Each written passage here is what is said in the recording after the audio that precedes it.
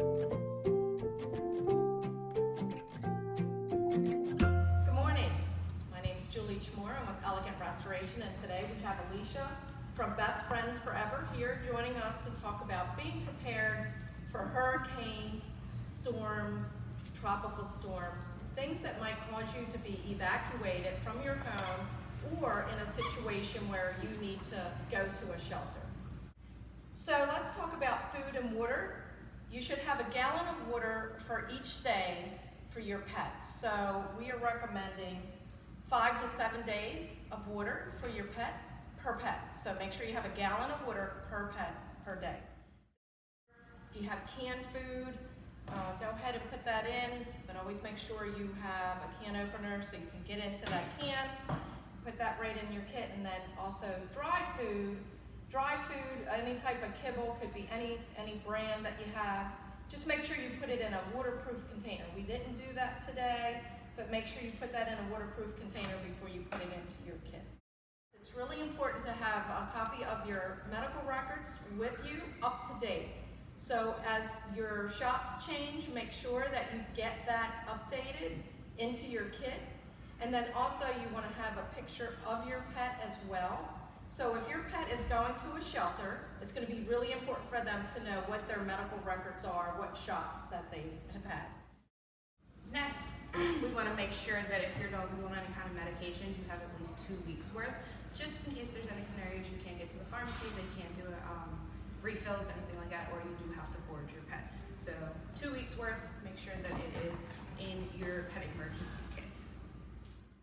In addition to your medical records, you want to make sure that you prepare an index card or a piece of paper that has your name on it, what your phone number is, your vet information, what your address was at the time, emergency information as well. So if you need to get this information to a shelter or someone that you're working with, you have that readily available for you. Next, we're going to talk about microchipping. It's always good to have your dog microchipped. It's very easy for the vets or shelters to scan them and get your information. Also, you want to make sure that your dog has a collar on. It's always good to have the collar actually embroidered with the name of the dog and your phone number. The dogs typically can get away. There's a lot going on. They're scared. They don't know what's going on. So that's just an extra precaution along with the tags so that you are able to have your dog identified and back to you. Also, if you have puppy pads, you would like to put some puppy pads in there. If not, you can always substitute with some newspaper. This is just in case you are not able to get out of your home and neither is your dog to use the bathroom. Therefore, this gives you a designated area to place them within the home to keep everything very sanitary for your dog to potty and you to clean up. This is a Thunder t-shirt. You can use a regular shirt as long as you're able to get it tight on your pet. I'm going to let Alicia talk about that in more detail. I'm going to go ahead and put that into the kit. We've used these on our pets. So the Thunder shirt is designed to be put on the dog prior to the storm starting and then actually become tighter once the storm has started to create an artificial hug for security and comfort to your pet. It just helps them feel as though you're right there loving them even though you can't be. You also want to have an item that's a familiar item. So what we have is a sweatshirt in here. We put it in a gallon bag so that it's able to retain the scent. So it's a familiar scent for your pet, especially if you have to leave your pet at a shelter and are staying at a hotel or what have you, you can leave that. Another good thing is chew toys. So chew toys are good for the dogs because this allows them to keep their mind off of what's going on and also reduce the stress by keeping their mind on something else that they enjoy doing. So a favorite toy, you can get duplicates of one that they play with at home and put the same one in the kit itself so they still feel comfort level during the storm.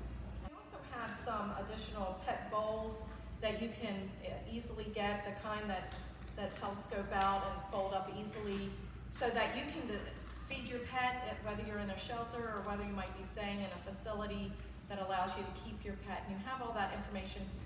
You have everything contained in this one kit here, so it's easy for you to take and ready to go. So now that we've completed the kit, we're going to discuss some common questions. What are your tips about being prepared in that regards, in regards to shelters or daycares or facilities that they could take their pet to if they needed to?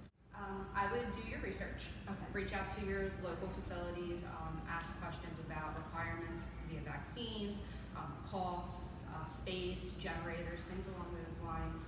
I know a lot of people do have pet sitters at home. The only issue with that is if you're utilizing a pet sitter, they're typically going through the same emergency at that time, therefore it's not guaranteed they're going to be able to be there for your pet. The facilities are typically right there. They have partnered with other local facilities in order to be able to maneuver the dogs or anything if there are big issues. Thanks for joining us today as we put together a pet kit for emergency preparedness. Remember to take your water, remember to take your food in a waterproof container. And I want to thank Alicia today for coming out from Best Friends Forever to help us be prepared as our expert as we go into hurricane season. If you have any questions, don't hesitate to reach out to us. Stay tuned. We'll be bringing you some more tips soon.